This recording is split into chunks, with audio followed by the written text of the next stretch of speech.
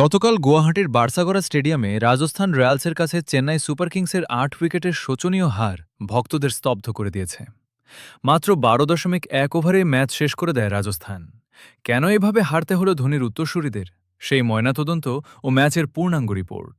এই ম্যাচের শিরোনাম, রাজস্থান ঝড়ে লণ্ডভণ্ড চেন্নাই। গুয়াহাটিতে সিএসকের ব্যাটিং বিপর্যয়ের ব্যবচ্ছেদ। গতকাল গুয়াহাটি ৩০ মার্চ ২০২৬। আইপিএল ২০২৬-এর ৩ নম্বর ম্যাচে রাজস্থান রয়্যালসের কাছে কার্যত খড়কুটোর মতো উড়ে গেল চেন্নাই সুপার কিংস। টসে হেরে প্রথমে ব্যাট করতে নেমে চেন্নাই মাত্র ১২৭ রানে অল আউট হয়ে যায়। জবাবে ব্যাট করতে নেমে বৈভব সূর্যবংশীর তাণ্ডবে ৪৭ বল বাকি থাকতেই জয় তুলে নেয় রাজস্থান। চেন্নাইয়ের হারের ৩টি প্রধান কারণ। ১. টপ অর্ডার এবং মিডল অর্ডারের ব্যর্থতা। চেন্নাইয়ের ব্যাটিং লাইনআপের মেরুদণ্ড গতকাল তাসের ঘরের মতো ভেঙে পড়ে। ঋতুরাজ গায়কোয়াড় ৬ এবং অভিষেক করা সঞ্জু স্যামসন ৬ দ্রুত প্যাভিলিয়নে ফেরায় চাপ তৈরি হয়। জেমি ওভারটন ৪৩ লড়াই না করলে স্কোর ১০০ পার হওয়া কঠিন ছিল।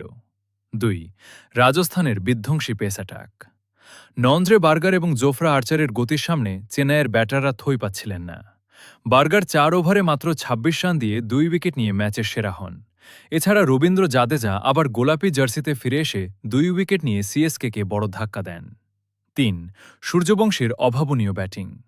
মাত্র ১২৮ রানের টার্গেট তাড়া করতে নেমে রাজস্থান রয়্যালস তাদের ঘরের মাঠে গুয়াহাটি দাপট বজায় রেখে পয়েন্ট টেবিলের শীর্ষে উঠে এল।